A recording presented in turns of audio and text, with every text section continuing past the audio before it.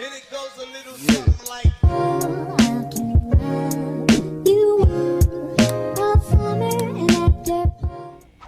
Bonjour, c'est moi, ton préféré Teletubby, Renee, and today I am going to be doing a speed paint and story time like I used to do. Also, this speed paint was recorded in Clip Studio Paint, but I had to use my old laptop because I don't have it on my newer one. Well, technically I did, but I don't like the way it shows up on my drawing tablet because there isn't enough room. It's kind of difficult to explain, but basically I don't like the size difference because my newer laptop is smaller than my older one. My newer one, I believe, is a 10-inch and my older one is a 16-inch, so it fills up the entire screen on my drawing tablet versus my new one, and I don't like that. Also, I don't have it on my iPad, so yeah, on my iPad I just use Procreate, sorry. But don't get me wrong, I will still try to do Clip Studio Paint as much as I can if my laptop is willing, because it did corrupt some of my footage in my first recording. Also, it did it in the second speed paint that I recorded, but it's not uploaded yet, but I will upload that. So yeah, be wary. Okay, so on to the actual story time. I am recording this a week later, by the way, so if the audio sounds different, that's why. Alright, so I was a sophomore in college. I am currently a senior, and I wanted to do study abroad. I still do, though, don't get me wrong. If you don't know what study abroad is a program that lets you go outside of your country or within your country to study an area of your choice. So if it pertains to your major, you can do that in another country. It's very helpful and it helps you learn different cultures, and it's just cool. Like, who doesn't want to do that? Anyway, so as I was saying, I was interested in study abroad and I searched for several different programs.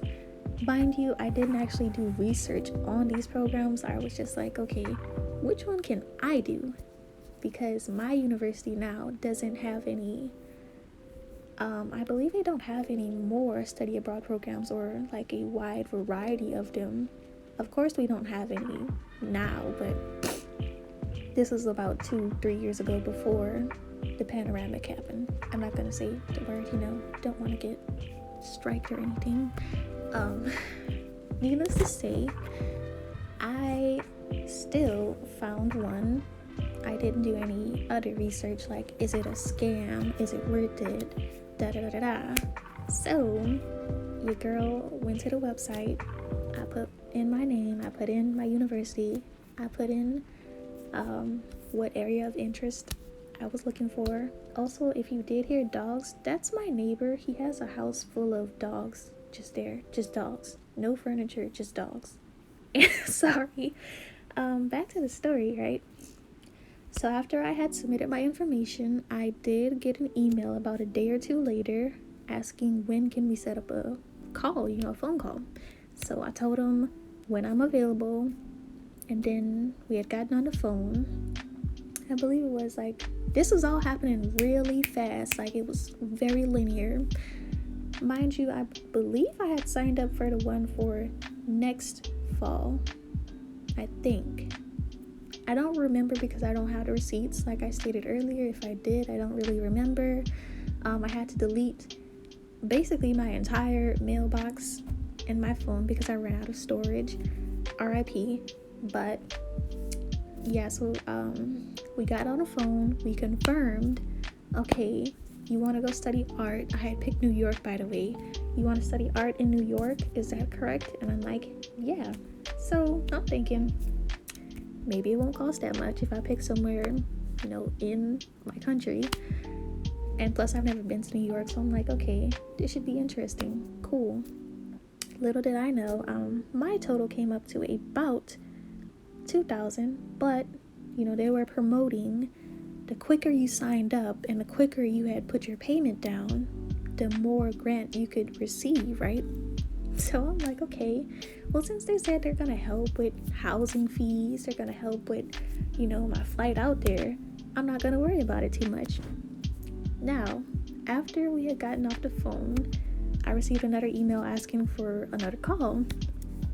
And basically, the guy had told me that in order to move forward, I would need to place down a down payment of $500. So I'm like, okay, where's my card? Let me put this card information in. Let me confirm my spot. That's what I did. So paid $500, and I'm like, okay, well, I paid $500 now. When I get my refund in the fall, I could just pay the rest. Bam. Boy, was I wrong.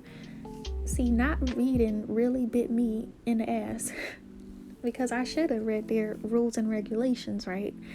I paid $500, and little did I know that I was going to have to pay the rest up front. He said, so when are you going to pay the rest? Because we can't confirm anything until you finish paying.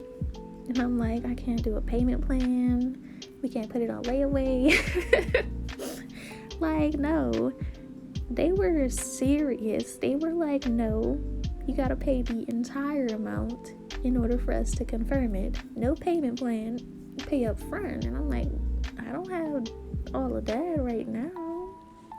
So I was emailing back and forth with the guy, and then he was like, well, I'll give you a little more time. So I believe I had like a few days. I still didn't have the money because, y'all, I didn't have a job. But needless to say, I eventually asked, could I have a refund? And he was like, okay, let me ask my higher ups. We all know what that means. That means no, but it's a polite way of saying no. So then he emails me back and he was like, I'm sorry, we can't give you a refund unless you have a really good reason. My only reason was I was a broke college student. Y'all don't feel bad for taking my $500? Like, I know they didn't feel bad. But that just goes to show you guys, please read terms, rules, anything. Look up all you can about places. Don't be like me. I was just really excited. And I mean, I'm not even gonna place the blame on somebody else because that was my fault. I should have read, but I didn't. I couldn't put it on layaway. They wanted their money. But hey, that was all on me. Anyway, gotta go. You are a summer and afterglow.